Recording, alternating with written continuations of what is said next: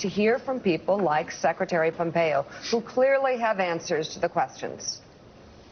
Right. Well, the path, first and foremost, is for the people with subpoenas to stop avoiding that lawful process and come to Congress and give their evidence.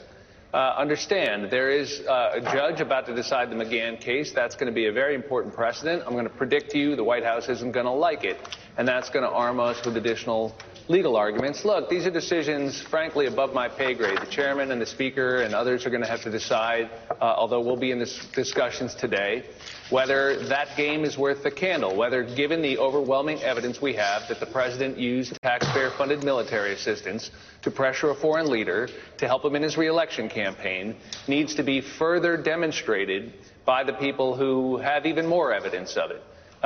You know, there's a value to that, you bet. And I think the day is coming for all these people. I mean, ask Roger Stone, ask Paul Manafort, ask, Rick Gates, ask Michael Cohen. There's others who thought they could run from accountability, but it tends to catch up with you.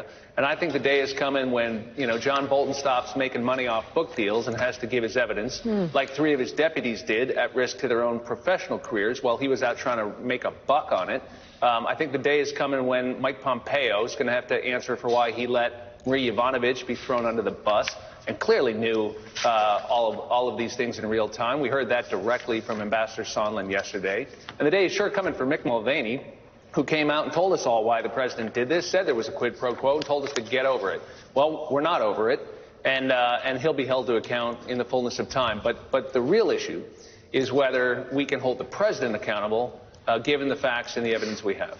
Congressman, it's Willie Geist. Good to see you this morning. Republicans and obviously the White House thought they had a checkmate moment when the president was quoted as saying, "I want nothing, I want nothing, I want no quid pro quo." Ambassador Sondland testified that took place in a phone call from the president to Ambassador Sondland on September the 9th. What is your reaction to that and your response to that is somehow exculpatory?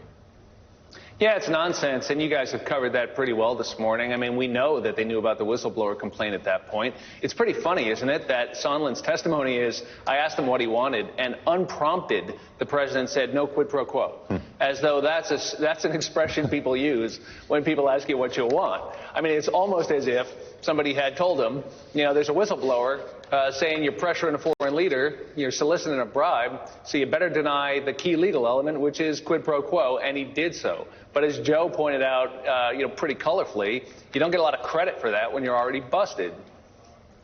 Absolutely. The testimony, to be specific, this is from Ambassador Sondland, which contradicts that. I'll just read it again. Was there a quid pro quo? As I testified previously with regard to the requested White House call and the White House meeting, the answer is yes. So, Congressman, just big picture, because there was a long day yesterday. Some people caught bits and pieces. Some people sat through all of it. What was your big takeaway from yesterday? What was the story you heard from Ambassador Sondland and the 2 witnesses later in the day? Critical testimony yesterday. There was a quid pro quo. They acted at the direction of the President of the United States through Mr. Giuliani, that the Ukrainians knew about it, and that when they were busted, they tried to cover it up. I mean, all of the key things we have been asserting are being borne out step by step by the facts and the evidence. It is as bad as you thought it was.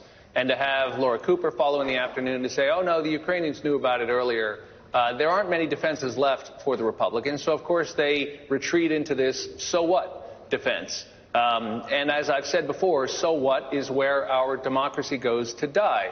You cannot not care about this because it matters. And the president should be held accountable. Congressman Sean Patrick Maloney, thank you very much.